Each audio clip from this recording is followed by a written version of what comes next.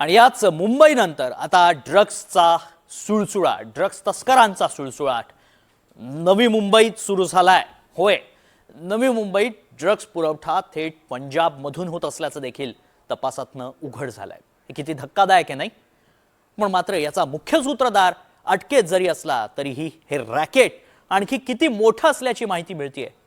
नेमकं काय घडतंय नवी मुंबईमध्ये, कसा होतोय हा ड्रग्सचा सगळा पुरवठा पंजाबमधून, बघूया।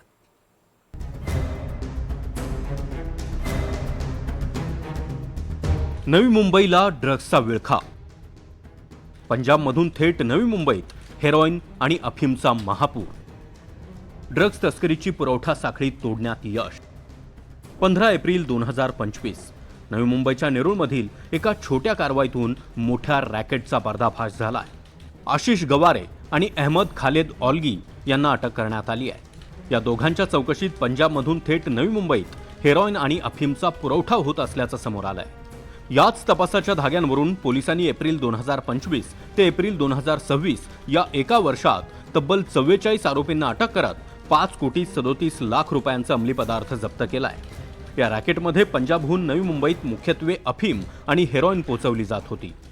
किती टोळ्या सक्रिय आहेत हे अद्यापही स्पष्ट नाही।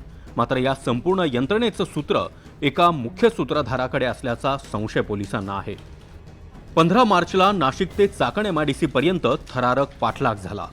बलजीत सिंग, सविंदर सिंग उर्फ मोनू, गुरुप्रताप सिंग उर्फ गोपी आणि ट्रक चालक कमरजीत सिंग या सर्वांना अटक करण्यात आली। याच कारवाईत बलजीत सिंगकडे ऑस्ट्रिया बनावटीचं महागडं ग्लॉक पिस्तूलही आढळलं। हे पिस्तूल विक्रोळीतील दीपक चणचण सिंग खैलान यानं दिल्याचं निष्पन्न झालंय। त्यालाही अटक करण्यात आली आहे आणि त्याच्याकडून 40,000 रुपयांचा चरसही जप्त केलाय। ड्रग्ससोबतच शस्त्रसाठाही मोठ्या प्रमाणात सापडलाय।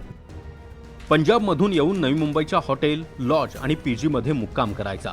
ड्रग्सच्या वाहतुकीसाठी मुख्यतः ट्रक आणि रेल्वे मार्गाचा वापर करायचा आणि नवी मुंबईत ड्रग्सची विक्री करायची।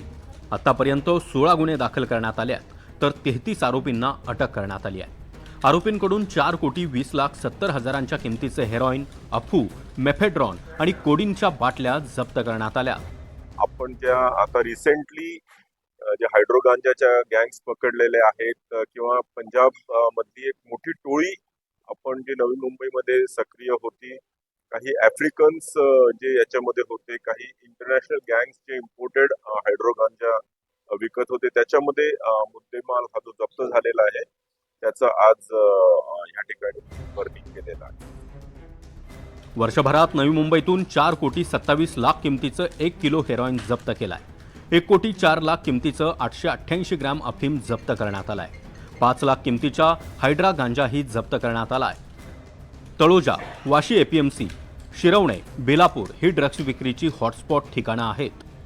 घोट कॅम्प परिसरामध्ये 2 पंजाबी आरोपींना ताब्यात घेतलेलं आहे, ज्यांचे नाव सुरिंदर सिंग उर्फ कालू आणि मनिंदर सिंग असे आहे। त्यांच्याकडून 118 ग्रॅम हेरोईन आणि 143 ग्रॅम अफीम जप्त करण्यात आलेला आहे, ज्याची बाजारभावानुसार किंमत जवळपास 1,02,00,000 रुपये आहे। पंजाबमधून हे ड्रग्ज आणून या ठिकाणी विक्री करणार होते। नवी मुंबई पोलीस दलाकडून सध्या म्हणजे अशा प्रकारची कारवाई करण्याची ही 6वी वेळ आहे। हा 6वा गुन्हा दाखल करतोय आपण पंजाब मधून आणलेल्या ड्रग्सच्या कारवाई संदर्भात। नशामुक्त नवी मुंबई अभियानाअंतर्गत नवी मुंबई पोलिसांनी एक मोठं पाऊल उचललंय। 18,63,00,000 रुपयाचं ड्रग्ज कायदेशीर प्रक्रिया पूर्ण करून नष्ट करण्यात आलंय। तर मागील 3 वर्षापासून ड्रग विक्रीमध्ये सहभागी असणाऱ्या आफ्रिकन नागरिकांविरोधात देखील एक विशेष मोहीम राबवण्यात येत आहे। यामध्ये आतापर्यंत 1522 जणांना हद्दपार करण्यात आलं, तर 111 जणांना ब्लॅकलिस्टेड करण्यात आलंय। ड्रग्ज रॅकेटवरती हा मोठा घाव ठरलेला आहे आणि यामुळे ड्रग्ज पुरवठा साखळीवर देखील मोठा परिणाम झाला आहे। ही साखळी पूर्णतः विस्कळीत करण्यात आली आहे। पण पंजाबमधून येणारं ड्रग्ज रॅकेट उद्ध्वस्त करण्याचं चॅलेंज नवी मुंबई पोलिसांसमोर असणार आहे, तरच नवी मुंबईचा उडता पंजाब होण्यापासून वाचेल। राहुल कांबळे, NDTV मराठी, नवी मुंबई।